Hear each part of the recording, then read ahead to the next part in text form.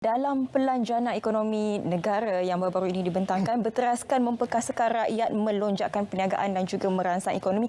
Jelas kita boleh nampak kerajaan sangat komited bagi menyokong meringankan beban kewangan yang ditanggung oleh pengusaha-pengusaha dan pemain industri di luar sana. Dan MITI merupakan salah satu kementerian yang bertanggungjawab. Kita ingin mengetahui dan juga memperhalusi lagi mengenai penjana di bawah sokongan MITI ini. Dan bersama dengan kita hari ini, orang yang sangat bertepatan, iaitu Datuk Lokman Hakim bin Ali, Ketua Setiausaha Kementerian Perdagangan Antarabangsa dan Industri. Assalamualaikum. Waalaikumsalam warahmatullahi. Sihat hari ini, Datuk? Alhamdulillah. Belum lambat untuk ucapkan selamat Hari Raya. Sama kita, selamat Hari Raya kepada semua kru. Datuk, dalam penjana ni kita tidak boleh lari daripada kementerian Datuk sendirilah, iaitu MITI. Bila kita lihat banyak inisiatif, daripada 40 inisiatif yang diberikan tu, memang ada pelbagai inisiatif yang memang menjurus ke arah MITI dan sangat-sangat merangsang ekonomi. Tapi yang kita ingin tahu sebenarnya, siapa target kita atau fokus utama di dalam penjana ini bagi MITI sendiri? Terima kasih. Assalamualaikum warahmatullahi wabarakatuh dan selamat pagi. Pertama sekali bagi diri saya dan pihak Kementerian Perdagangan Antarabangsa dan Industri, saya ingin merakamkan terima kasih dan sedikit penghargaan kepada Kementerian Komunikasi dan Multimedia, RTM, kru-kru Selamat Pagi Malaysia di atas jemputan pada pagi ini. Dan topik yang dibincangkan adalah topik yang sebenarnya agak besar, khususnya kepada semua rakyat Malaysia yang telah melalui satu pengalaman yang tidak pernah kita lalui. Dan saya rasa boleh saya berikan sedikit latar belakang mengenai keadaan dan pengalaman semasa kita memulakan PKP ini dan segala pertimbangan yang kerajaan telah laksanakan dan rancangkan untuk kita sampai di mana pengumuman prihatin dan penjana. Adalah amat penting untuk kita melihat penjana dan pakej rancangan prihatin rakyat yang telah diumumkan oleh Yang Amat Berhormat Perdana Menteri itu sebagai bersekali. Kerana tujuannya adalah untuk memastikan bahawa ekonomi negara ini dapat dipulihkan dan dimulakan semula, kebajikan rakyat dipelihara, pekerjaan juga dijana semula dan dijaga. Saya rasa pada permulaan kerajaan mempertimbangkan untuk memulakan Perintah Kawalan Pergerakan PKP pada bulan Mac yang lalu adalah satu pertimbangan yang cukup berat dan besar. Tanggungjawab ke atas kerajaan untuk melihat bukan sahaja kepada menangani penularan wabak COVID-19 itu adalah satu tujuan yang besar dan utama, tetapi juga kita dapati bahawa, dan ini adalah satu kebimbangan Yang Amat Berhormat Perdana Menteri pada masa berkenaan juga Kabinet untuk memastikan bahawa livelihood ataupun kebajikan rakyat itu dapat dijaga juga. Kita tahu bahawa dengan PKP tersebut keutamaan adalah menjaga kesihatan. Jadi pengumuman mengenai dengan kawalan pergerakan hanya industri-industri yang dikira esensial sahaja yang diberi kebenaran seperti makanan, ubatan dan juga penghilangan kepada alat-alat medikal. Ini merupakan satu, orang kata, kesan yang signifikan kepada ekonomi negara.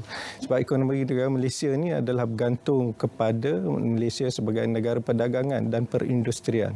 Jadi bila separuh atau lebih separuh daripada elemen atau subsektor dan aktiviti ekonomi tidak berfungsi atau tidak bergerak pada masa itu atau beroperasi, maka kesan kepada ekonomi cukup besar. Bila kita lihat bahawa hanya esensial sahaja yang dilaksanakan pada tempoh hari, maka pelbagai kajian oleh Kementerian Kewangan, Bank Negara, Khazanah, juga di pihak Kementerian Perdagangan dan Industri, sesi libat urus yang berterusan dilaksanakan bersama dengan pihak industri. Manakala kita bagi kebenaran untuk yang industri esensial sahaja yang beroperasi pada ketika itu, tetapi kita dapati bahawa apa yang dikira sebagai tidak penting atau tidak essential pada masa itu sebenarnya adalah aktiviti ekonomi yang menyokong kepada operasi perniagaan ataupun operasi industri yang dikira essential, seperti kita katakan pemasaran, transport, misalnya pengangkutan yang mungkin tak dikirakan sebagai essential, tapi sebenarnya adalah sokongan aktiviti-aktiviti sokongan yang penting kepada industri berkenaan. Betul. Jadi bagi pihak kementerian, kita sentiasa mengadakan libat urus dan sesi perjumpaan bersama pihak industri. Dan seperti yang kita sedia maklum, dalam PKP yang pertama tersebut, kerajaan telah meminta supaya Kementerian Perdagangan Antarabangsa Industri menjadi kementerian yang menyelaras aktiviti-aktiviti ekonomi, membagi maklumat dan pandangan kepada kerajaan dan kabinet dan Menteri Kanan, Menteri Perdagangan Antarabangsa dan Industri Yang Berhormat Datuk Seri Muhammad Azmin Ali telah menerajui aktiviti dan sesi-sesi libat urus ini dan memantau, membagi panduan kepada kita untuk bagaimana mendapatkan lagi pandangan supaya kita dapat menaikkan lagi aktiviti ekonomi yang dapat membantu ekonomi negara. Ya. Jadi secara tidak langsungnya kita lihat di sini bahawa siapakah golongan yang terkesan. Golongan terkesan bukan sahaja di pihak industri, tetapi pekerja-pekerja itu sendiri. Dan pekerja di sini bukan sahaja pekerja di pihak penghilangan yang di bawah tanggungjawab Kementerian Perdagangan Antarabangsa dan Industri, tetapi kebanyakannya adalah daripada sektor perkhidmatan ataupun informal services lah. Jadi kita lihat bahawa ramai di antara mereka yang tidak dapat bekerja, hilang punca mata pencarian pada masa tersebut. Dan ini kalau dibiarkan berpanjangan, sudah tentulah ia akan memberi kesan yang amat negatif.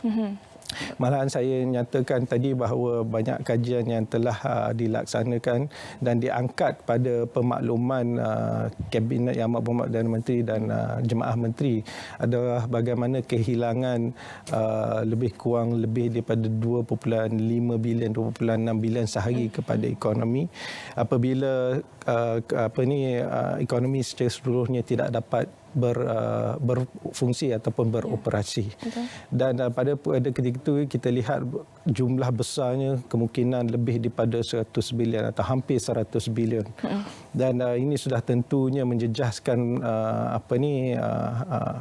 hasil kepada kerajaan dan menjejaskan juga kebajikan dan livelihood rakyat, ya.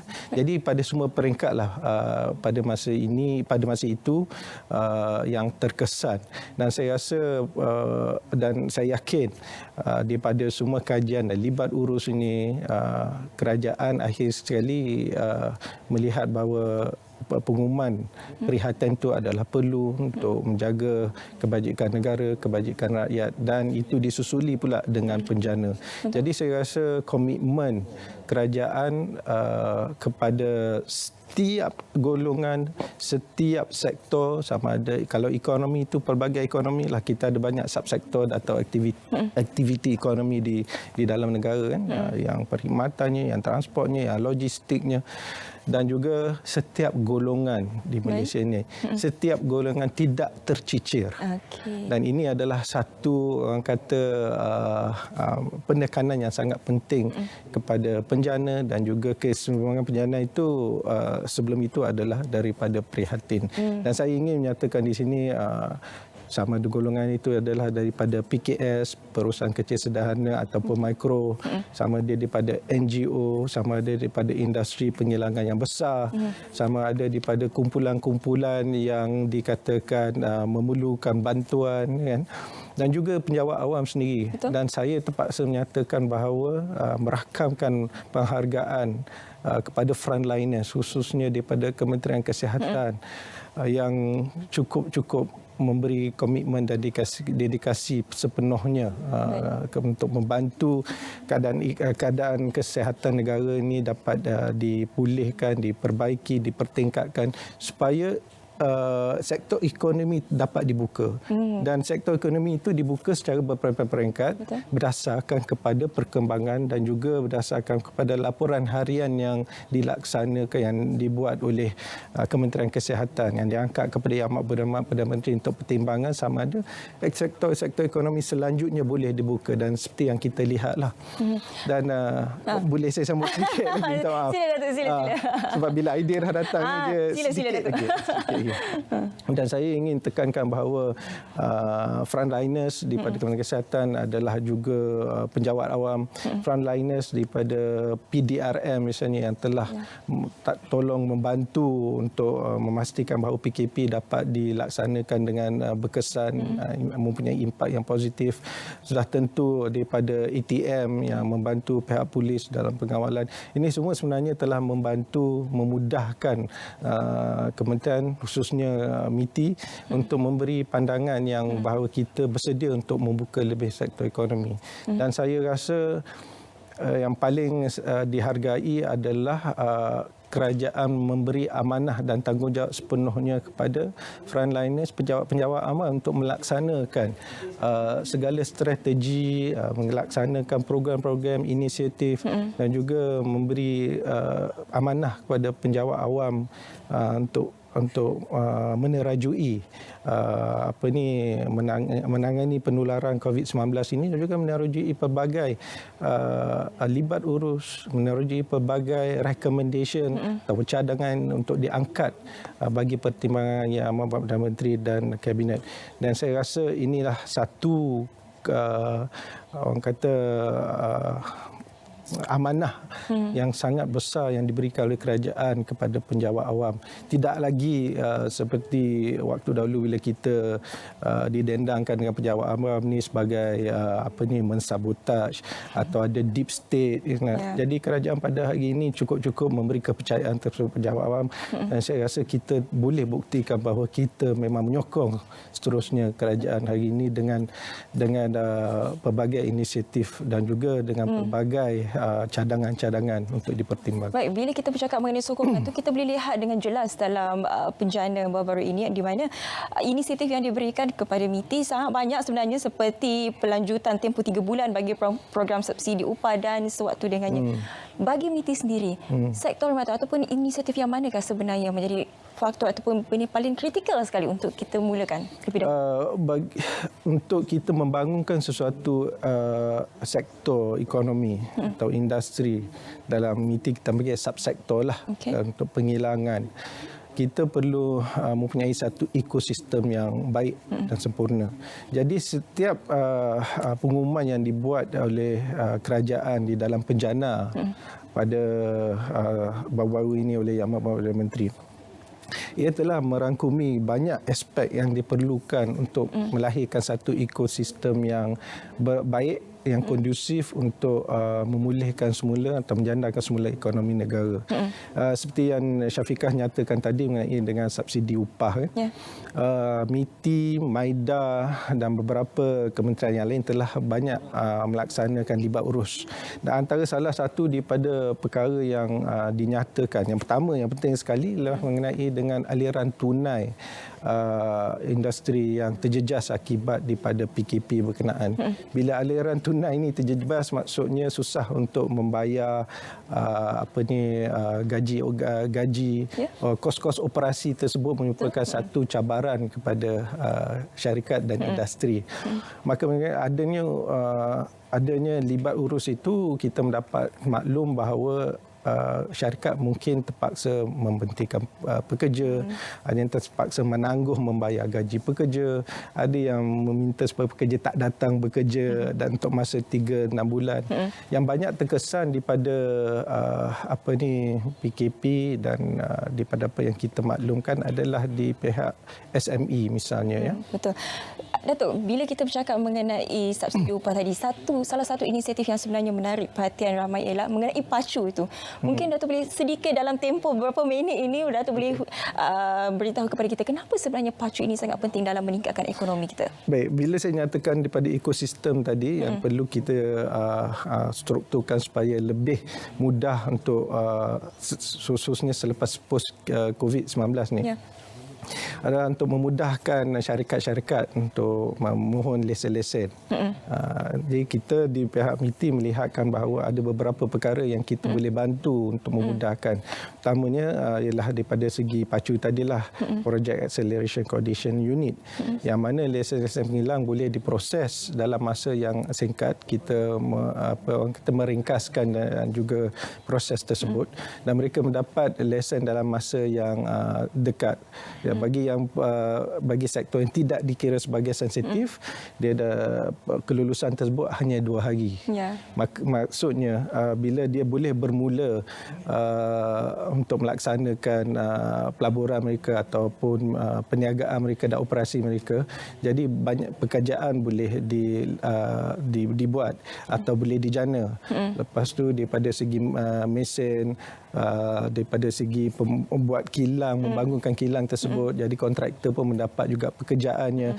Jadi dia punya, orang kata, chain reaction tu besar. Jadi lagi cepat kita boleh buat suntikan fiskal ataupun suntikan modal ke dalam ekonomi itu lebih baik. Betul. Apapun kita nak ucapkan terima kasih kepada Datuk Loman Hakim bin Ali, Ketua Susah Kementerian Perdagangan Antarabangsa dan Industri, kerana sudi bersama dengan kita hari ini. Kalau ikutkan sebenarnya banyak lagi perkara yang kita ingin sentuh pada hari ini, tapi apakah daya 18 minit saja, Datuk. Boleh jemput lagi sekali. Kita boleh jemput sekali lagi. Hari Isnin juga ya, Datuk. Bersama dengan saya.